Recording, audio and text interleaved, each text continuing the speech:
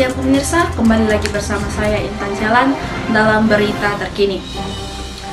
Pemirsa, seperti yang kita ketahui bersama bahwa akhir-akhir ini negara kita banyak sekali mengalami kejadian yang berkaitan dengan kasus pelanggaran HAM atau hak asasi manusia. Dan saat ini saya akan membahas apa saja pelanggaran-pelanggaran HAM yang terjadi di sekitar lingkungan masyarakat, lingkungan agama, dan lingkungan hukum. Tentunya saya tidak sendiri. Saat ini telah hadir bersama saya di studio Ibu Christine Bentura selaku dosen Fakultas Hukum di Universitas Pelita Harapan Kupang. Selamat siang Ibu. Selamat siang. Ibu Pendeta Kesha Nobrihas. Selamat siang Ibu. Selamat siang. Dan Ibu Kiranti Hilungara selaku Kepala Kementerian Pemberdayaan Perempuan dan Perlindungan Anak Kabupaten Timor Tengah Selatan. Selamat siang Ibu. Selamat siang. Baik pemirsa, saat ini saya akan membuka sesi tanya dan sesi menjawab. Dan saya akan melanturkan beberapa pertanyaan kepada narasumber yang telah hadir bersama saya di studio saat ini. Baik, pertanyaan pertama. Menurut Anda, apa pengertian dari HAM atau hak asasi manusia? Mungkin Ibu Christine? Menurut Undang-Undang Republik Indonesia Nomor 39 Tahun 1999 tentang hak asasi manusia, yang dimaksud adalah seperangkat hak yang melekat pada hakikat dan keberadaan manusia sebagai makhluk ciptaan Tuhan Yang Maha Esa dan merupakan anugerah yang wajib dihormati, dijunjung tinggi dan dilindungi. Baik, terima kasih. Mungkin dari Ibu Kesha? Menurut saya, HAM adalah hak yang dimiliki setiap orang, bahkan sejak di dalam kandungan. Terima kasih. Mungkin baik dari Ibu Kira? Menurut saya, hak asasi manusia adalah hak dan kebebasan fundamental bagi semua orang tanpa memandang kebangsaan, jenis kelamin, asal kebangsaan atau etnis, ras, agama, bahasa, atau status. Baik, jadi saya ambil kesimpulan dari jawaban yang tadi telah diberikan. Menurut saya, dari jawaban yang tadi telah diberikan, HAM adalah hak yang dimiliki oleh setiap makhluk hidup, baik di dalam kandungan, dan hak asasi manusia tidak bisa dicabut oleh seorang pun. Kita lanjut ke pertanyaan kedua. Bagaimana pandangan Anda tentang praktek hak di masa saat ini dalam lingkungan Anda sekitar? Mungkin dari Ibu Christine? Menurut saya, praktik peradilan HAM di Indonesia belum bekerja secara optimal. Hal ini dikarenakan dalam memproses pelanggaran HAM diharuskan melalui mekanisme di mana Komnas HAM sebagai lembaga atau institusi yang berwenang melakukan penyelidikan awal pelanggaran HAM. Selain itu, tidak mudah memformulasikan pelanggaran HAM di Indonesia. Ada tiga hal dalam pelanggaran HAM, yakni genosida, kejahatan manusia, kemanusiaan, dan pidana yang berkaitan dengan peperangan. Kalau misalnya pelanggaran HAM di Indonesia seperti kasus Semanggi 1 dan 2, sampai sekarang ternyata belum dilakukan suatu proses penegakan hukum setelah melalui beberapa perubahan dekade sebelumnya, dari presiden sebelumnya ke presiden yang sekarang. Baik, terima kasih. Mungkin dari Ibu Kesha? Dari saya, sebelum saya menjawab pertanyaan, saya akan memberikan satu cerita yang nyata yang baru-baru ini terjadi di lingkungan kami. Jadi tempoh hari yang lalu saya mendengar cerita dari tetangga saya yang nyata yang baru-baru ini terjadi di lingkungan kami.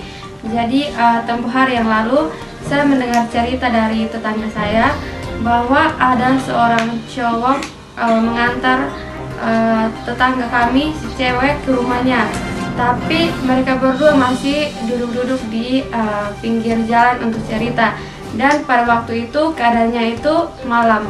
Dan warga-warga dari lingkungan saya itu mereka langsung menghakimi si cowok dan si cewek. Mereka merusakkan motor si cowok itu.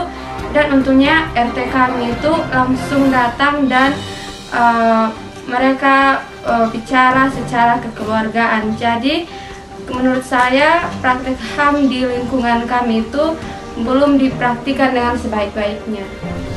Baik, terima kasih. Mungkin dari Ibu Kiran? Dalam pandangan saya, penegakan hukum dan menegakkan HAM dalam masyarakat masih banyak masyarakat yang tidak melaksanakan atau mewujudkan hak asasi dalam kehidupan masyarakat. Contohnya masih melanggar peraturan dan tata tertib yang berlaku di masyarakat.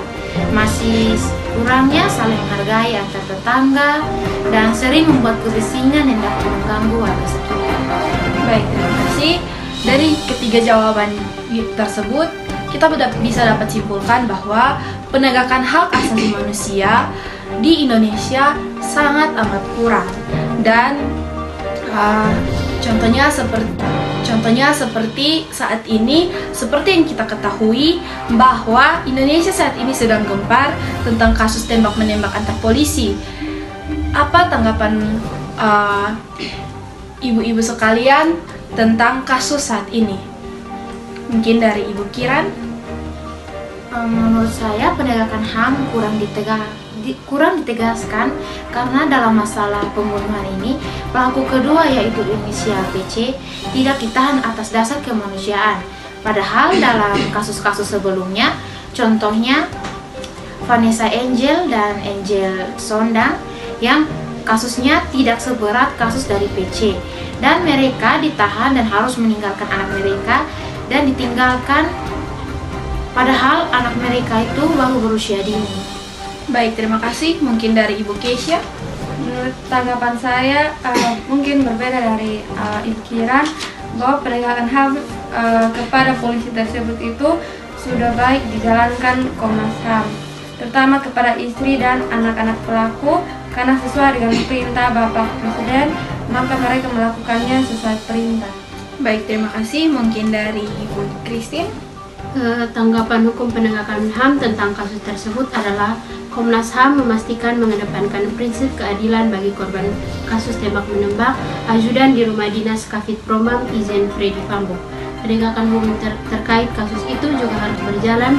Yang tak bisa kita lupakan adalah menjawab rasa keadilan bagi keluarga korban maupun menjawab rasa keadilan publik demi tegaknya hukum di negeri kita. Kata Ketua Komnas HAM Ahmad Taufan Damanik, dia memastikan hal itu juga akan ke depan tim khusus yang dibentuk Mabes Polri dan Komnas HAM seperti cakupan pasal 304 KUHP pidana, yaitu mengancamkan pidana terhadap seseorang yang sengaja menempatkan atau membiarkan seorang dalam keadaan sengsara, khususnya keadaan maut atau sakit, padahal menurut hukum yang berlaku baginya, yaitu berdasarkan hukum adat maupun peraturan perundang-undangan. Baik, terima kasih. Dari ketiga jawaban ini dapat kita simpulkan bahwa dari kasus Ferdy Sambo, kasus tembak menembak antara polisi di Jakarta, itu penegakan hukumnya kurang ditegaskan karena terdapat beberapa kasus-kasus pelanggaran sebelum kasus-kasus ini, yaitu kasus-kasus ringan seperti contohnya yang tadi disebutkan oleh Ibu Kiran, bahwa kasus dari Angelina Sondang yaitu kasus narkoba, dia ditahan dan meninggalkan anaknya yang masih berusia sangat kecil. Dan Vanessa Angel juga dia ditahan dan meninggalkan anaknya Gala yang baru usia 3 bulan. Itu cuman kasus-kasus yang tidak seberapa, tetapi kasus dari PC sendiri itu merenggut nyawa orang dan PC sendiri tidak ditahan. Nah, ini perlu penegasan hukum dari negeri kita sendiri. Nah, pernyataannya begini, bagaimana tanggapan kita masyarakat dalam penegakan hukum di negara kita sendiri? Apakah dari dalam diri kita sendiri kita sudah menegakkan hukum dalam diri kita sendiri, ataukah kita belum menegakkan hukum dalam diri kita sendiri tapi kita menuntut untuk orang lain harus menegakkan hukum terhadap kita? Dan itu hanya kita dan hanya diri kita saja yang tahu jawabannya itu. Baik, kita lanjut di pertanyaan yang keempat. Dan dari pandangan Anda, apa penghambat yang menghambat penegakan HAM di lingkungan Anda? Mungkin dari Ibu Keisha. Dari saya, penghambat untuk penegakan HAM itu ada beberapa, yaitu kondisi sosial, budaya yang berbeda, khususnya perbedaan status sosial yang timbul. Yang kedua, kurangnya penyampaian yang merata ke semua masyarakat. Dan yang terakhir, kebijakan yang menimbulkan pro dan kontra yang ada di masyarakat. Baik, terima kasih. Mungkin dari Ibu Kira. Menurut saya dari pandangan masyarakat masih kurangnya kesadaran akan penegakan HAM dalam lingkungan masyarakat. Baik, terima kasih. Mungkin dari Ibu Cici. Hambatan dalam bidang hukum, lemahnya aparat hukum yang ada di Indonesia semakin membuat HAM yang ada di Indonesia sulit ditegakkan. Penyebabnya adalah salah satu penyebab lemahnya penegak hukum, masih maraknya atau rendahnya moralitas mengakibatkan profesionalisme kurang dan terjadi ketidakmauan pada penegak hukum. Moralitas ini berkaitan pula dengan korupsi yang dilakukan oknum penegak hukum. Baik, mungkin dari ketiga jawaban ini dapat kita simpulkan bahwa penghambat yang menghambat penegakan hukum terjadi di Indonesia yaitu karena kurangnya kesadaran dari masing-masing masyarakat dan juga kurangnya pemahaman dari masyarakat tentang apa itu HAM dan pentingnya penegakan HAM dalam kehidupan sehari-hari. Baik, mungkin dari jawaban pertanyaan nomor 5 ini akan saya sampaikan khusus untuk Ibu Kesya, karena dalam hal ini HAM itu tidak ditegakkan saja secara hukum, tetapi HAM juga ditegakkan secara keagamaan. Dan karena saat ini telah hadir bersama kita tokoh agama selaku pendeta, dan saya akan bertanya satu pertanyaan kepada Ibu Kesya. Apa pandangan Alkitab untuk HAM? Dari pandangan Alkitab, Allah berdaulat atas semua manusia. HAM juga bersumber dari Allah. Melanggar HAM itu berarti juga ikut melanggar ketentuan Allah. Di dalam saya ambil ayat Alkitab di dalam Kejadian 9:6, siapa yang menumpahkan darah manusia, darahnya akan tertumpah oleh manusia. Sebab manusia diciptakan menurut gambarnya sendiri. Baik, terima kasih untuk jawabannya. Dan saat ini kita akan masuk ke pertanyaan yang terakhir, yaitu saya akan memberikan pertanyaan untuk masing-masing dari bagian hukum, agama, dan bagian masyarakat. Mungkin yang pertama, apa pandangan Ibu Kesya dari bagian agama? Apa yang Ibu Kesya, apa tanggapan Ibu Kesya tentang aborsi? Pertama-tama, seperti yang kita tahu, aborsi merupakan tindakan atau praktik menghentikan kehamilan dengan jalan menghancurkan janin dalam kandungan. Belakangan ini kita mendengar berita banyak perempuan yang melakukan aborsi karena kecelakaan yang terjadi dan tidak mau merusak nama mereka. Tapi mereka yang melakukan aborsi adalah jahat di mata Allah, karena mereka menghalangi orang yang hidup untuk datang ke dunia. Tapi untungnya kita berada di negara hukum. Jadi mereka yang melakukan aborsi dapat dipenjara sebagai gantinya, dan untuk menjaga mereka dari kata-kata yang kurang mengenakan yang dapat membuat pelaku itu kerusakan. Dari kata-kata yang dapat membuat kerusakan mental, mereka makin down. Dan penegakan HAM untuk perempuan atau pasangan yang melakukan aborsi sudah dilakukan. Tapi mereka yang melakukan aborsi masih bisa diampuni melalui pertobatan dan bakti Yesus dan iman kepada Yesus. Baik, terima kasih.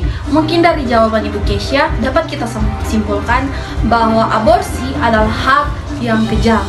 Aborsi adalah salah satu hak pembunuhan juga, karena seperti yang telah kita ketahui bahwa HAM telah melekat pada diri setiap manusia dari dalam kandungan. Jadi, dalam kandungan yang dirusak atau kandungan yang diaborsi itu adalah salah satu pelanggaran HAM. Baik, kita lanjut. Bagaimana tanggapan Ibu Christine dari hukuman mati? Menurut pandangan hukum, dapat disimpulkan hukuman mati sebagai hukuman pidana merupakan pelanggaran hak asasi manusia yang mana bertentangan dengan konstitusi negara, Undang-Undang Negara Republik Indonesia tahun 1945 dan Konvenan Internasional.